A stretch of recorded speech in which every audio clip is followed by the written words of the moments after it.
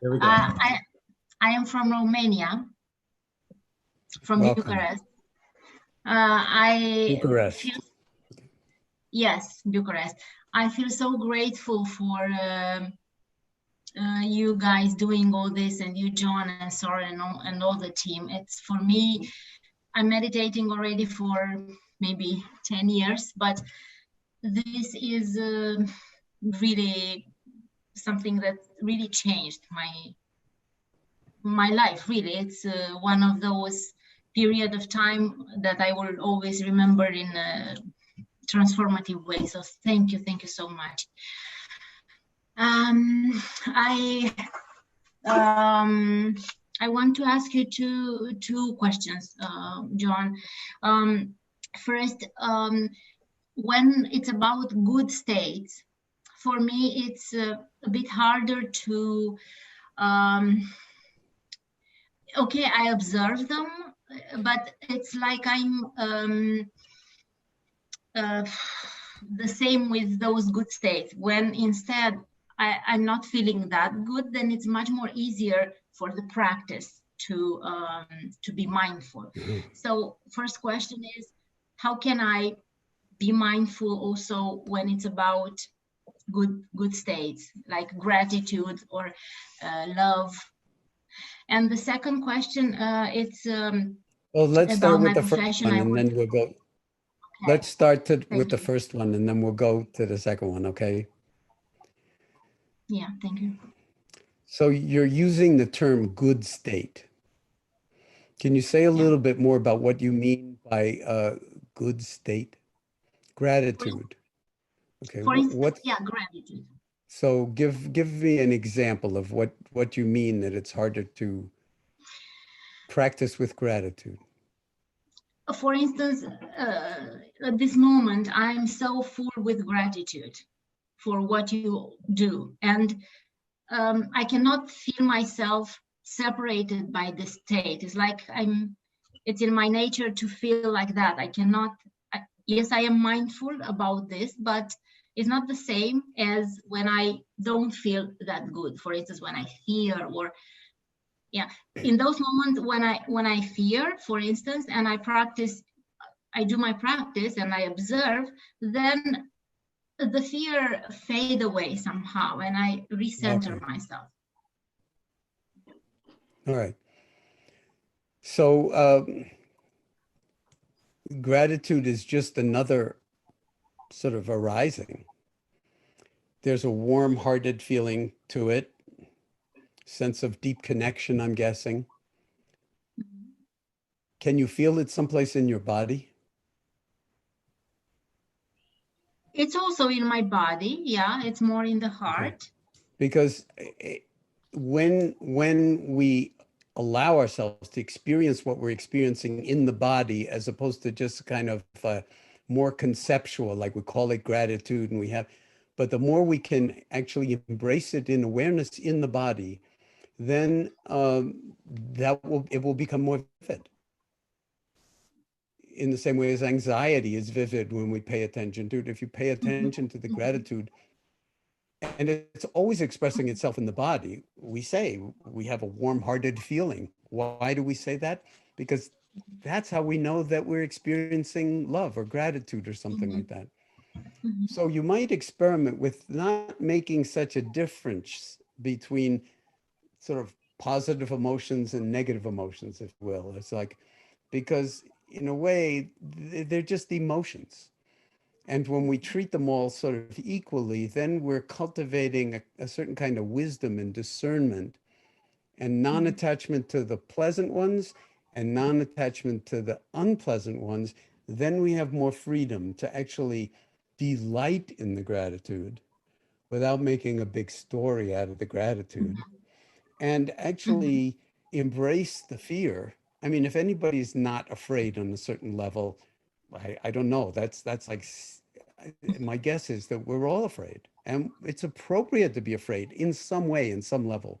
But what we're learning is how to befriend that fear or those other feelings and work with them so that we can live our lives moment by moment in a way that tilts things in the direction of less harm, less violence, less anxiety, less Mhm. not wanting things to be the way they already are, and greater sense of like caring for others, taking care of what needs most taken care of, keeping ourselves safe, and living our way into the future moment by moment by moment, because the future, whenever it comes past this pandemic, is going to need us really big time.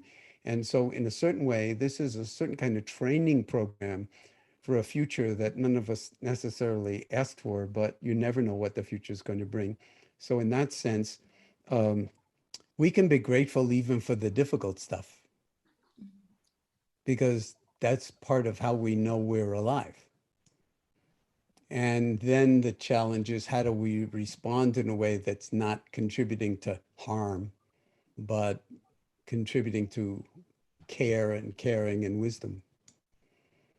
So that's your first question. And Yeah, I hope that this was a good enough answer for you for now. yeah, yeah, it is. Thank you so much. Okay. I work as a psychotherapist, and I wonder um, if you can say something about working with mindful, maybe techniques when it's about pathology, psychiatric pathology, for instance.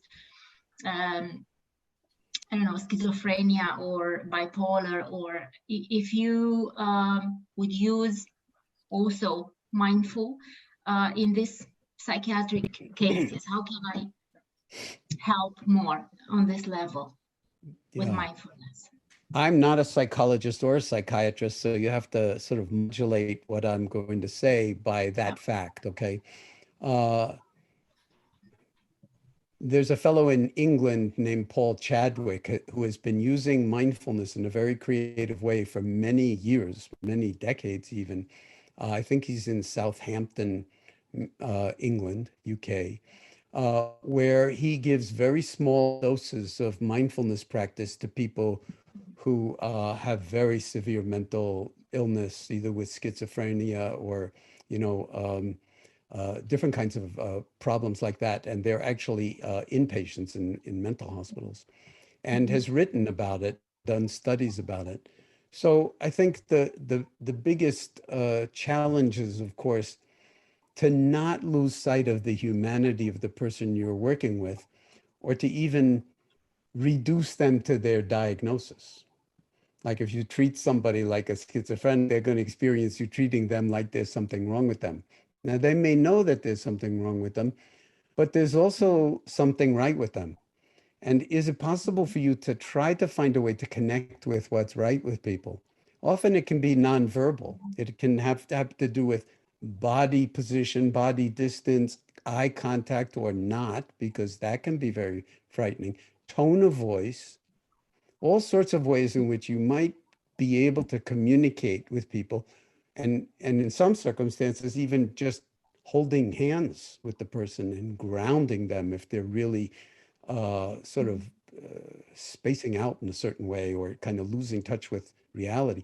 Grounding people. Can you see the wall? Can you see the corner of the wall? Can you see the floor? Can you feel your feet on the floor?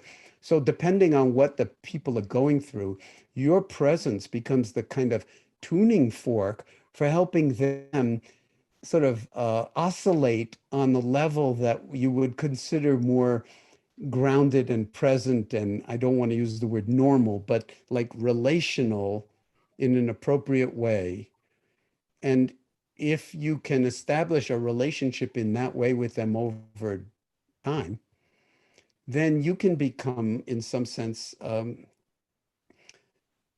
a placeholder for them learning how to do it themselves. They do it with you first, and then they can do it with themselves. They regulate to their own body, regulate to their own, awareness of their thinking in ways that are, not completely captured by delusion. Mhm. And I'm not saying any of this is easy, but there have been a number of people. Paul Chadwick's work is the one that comes to mind, where they're actually stretching the envelope of who mindfulness practice might be valuable for.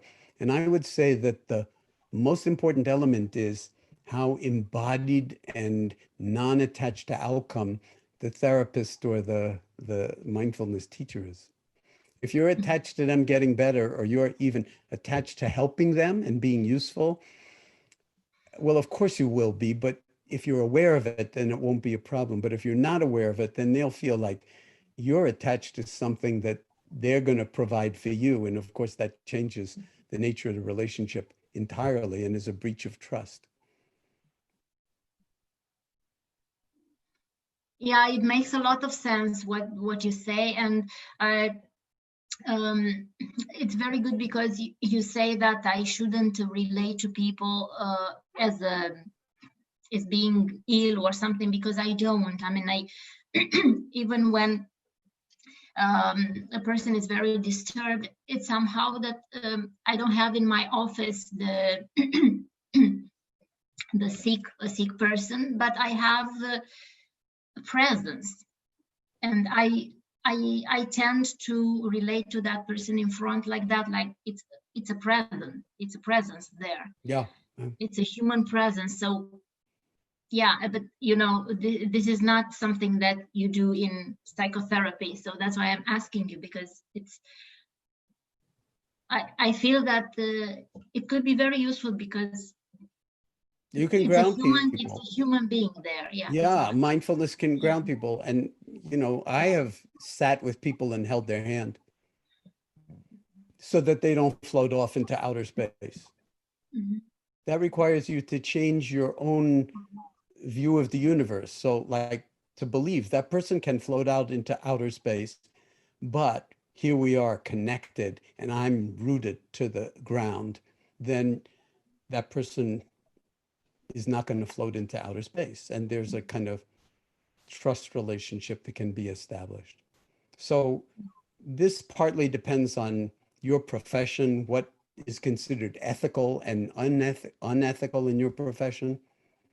So I'm not by any stretch of the imagination telling you what to do, but within the professional boundaries of your sort of métier, the more you can be real with people and help them in their world, rather than insist that their world's delusion or illusion and they need to come back to your world, the more they'll feel met, seen, and Mhm. invited to be who they really are, which is fundamentally healing. Now, what the biological limits of that are, or the psychiatric or the psychological limits of that are, nobody knows. Mhm. In a certain way, you could say we're all, you know, sort of in the same boat. Yeah. Sanity is a very precious commodity. Mhm. And we are all capable of losing our minds and being out of touch with our hearts. So there's a certain kind of humbling way in which when someone comes as a patient or as a client to you, to really sort of recognize their, you know, Buddha nature, or their, you know, the fact that they are somebody's son, and that they are cared for, and that they have suffered, and that they are in some sense suffering and it's not their fault.